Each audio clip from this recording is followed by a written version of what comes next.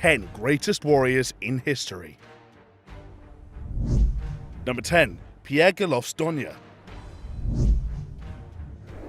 Pierre's story begins in 1515, when mercenaries hired by the House of Habsburg, the royal family that ran Austria, rode into town and started pillaging. Rather than thinking, hey, let's not mess with a giant who can bend pennies, the mercenaries killed his children, raped and murdered his wife, and burnt his local church down. This set Pierre off on a lifelong mission of revenge. Not satisfied with just tracking down and killing all 4,000 of the mercenaries responsible, Pierre declared war on the Habsburgs who, again, ran the whole of Austria. Gathering a band of rebels, Pierre spent 4 years as a pirate attacking Austrian ships. In that time, he sunk as many as 138 boats. On land, his forces successfully plundered 2 castles, burnt down an entire village, and butchered an army of 300 enemy soldiers. Unfortunately, even a muscle-bound pirate king can't defeat an entire nation, and Pierre eventually retired in 1520. Number 9. Miyamoto Musashi.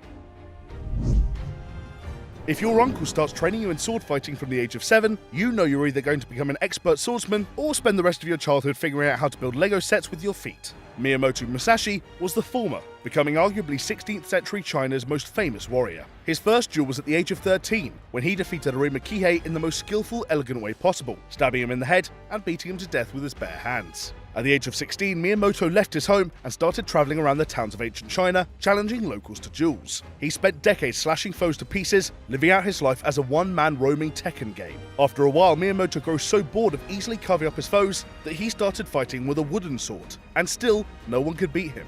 Honestly, this guy could have fought all his duels with a pool noodle and still come out on top. Having won 60 duels and never having lost one, a jaded Miyamoto retired at the age of 55 to write philosophy. Number 8. Leonidas. The ancient Spartans were balls out mental. They threw disabled babies off a mountain, hunted their own slaves, and subjected all male citizens to military training from the age of 7. Yet, even for a Spartan, King Leonidas stands out as especially badass. When a Persian army tore through Greece in 480 BC, Leonidas took 300 Spartan soldiers to hold them off at the narrow pass of Thermopylae. Considering they were up against 70,000 to 2 million Persians, that's pretty ballsy.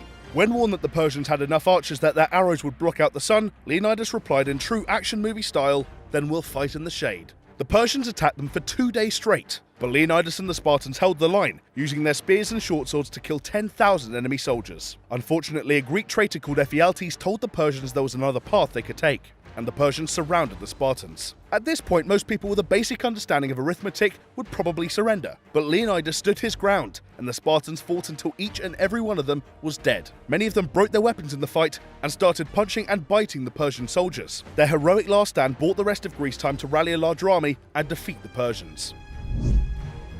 Number 7. Zhao Hudun. Growing up in the 3rd century AD, Zhao Hudun was always what you'd call a problem child. As in, he was a child who'd beat up anyone he had a problem with.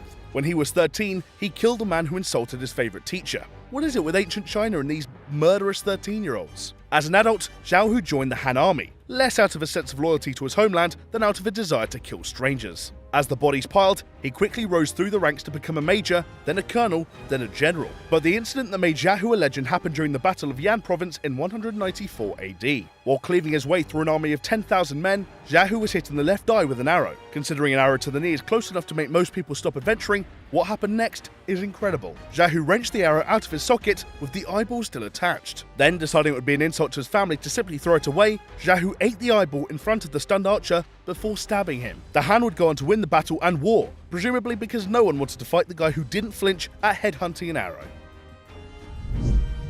Number 6. Harold Fairhair.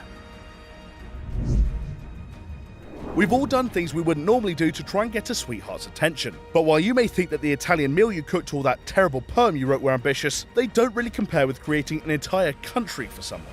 In the 9th century, Norway wasn't one unified nation, but a collection of regional kingdoms. Harold Fairhair was the king of the tiny kingdom of Vestfold, and when he proposed to the Princess of Hordaland, she told him she couldn't be with a man who had such a small kingdom. Rather than taking the hint and going home to eat Ben & Jerry's in his underwear, Harold swore he'd conquer all the kingdoms of the land. He even promised not to cut or comb his famous golden locks until he had. Over the next decades, Harold slaughtered his way through Scandinavia, knocking down army after army as he spread his empire. In one battle, 3 kings teamed up their armies against Fairhair's men, but Harold simply cut a path through the soldiers, reaching the 3 kings and burying an axe into each of them. After killing scores of enemy kings, Harold stood alone as the leader of a unified Norway in 872 AD. And yes, he got the girl.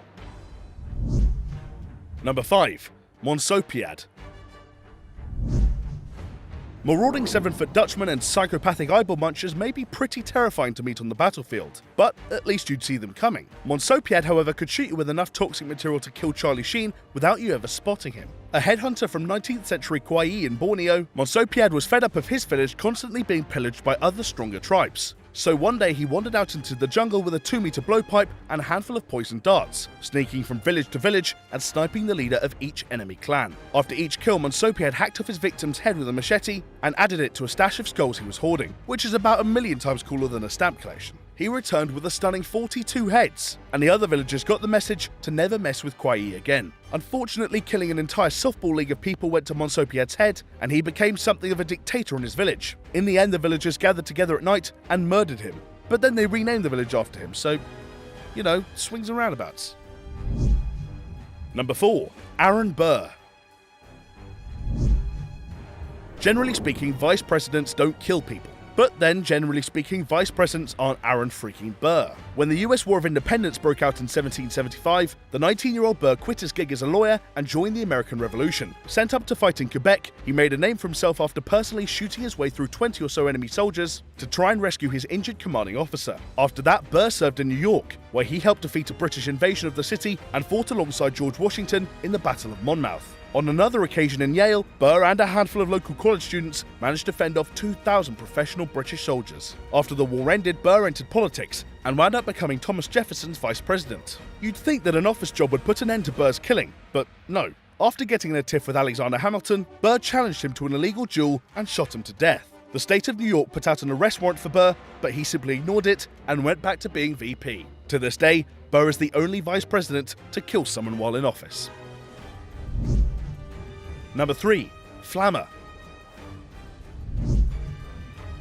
Being a Roman gladiator was not a great life. You were a slave forced to fight for people's entertainment and were lucky to survive more than a couple of battles. Unsurprisingly, all gladiators dreamed of winning enough battles to be given their freedom. All except a crazy Syrian gladiator known only by a stage name Flamma, which means the flame. Flamma wasn't interested in any of those things like retirement or living past 30. He had one obsession and one obsession alone: being famous. Basically, he was Kim Kardashian with a sword and a death wish. Armed only with a sword and a shield, Flamma usually faced off against Retiari's gladiators, dodging their tridents and nets before gutting them.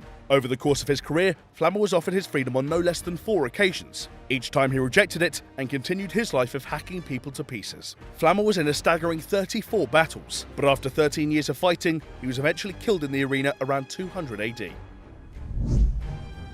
Number 2. Genghis Khan.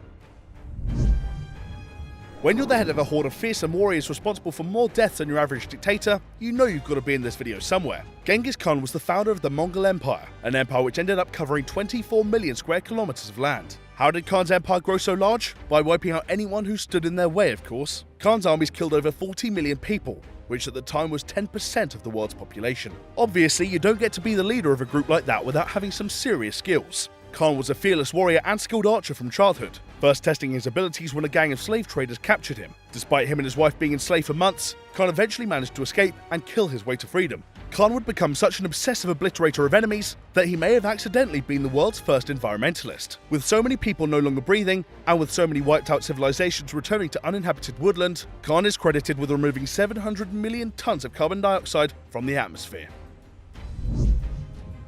Number 1. Galvarino.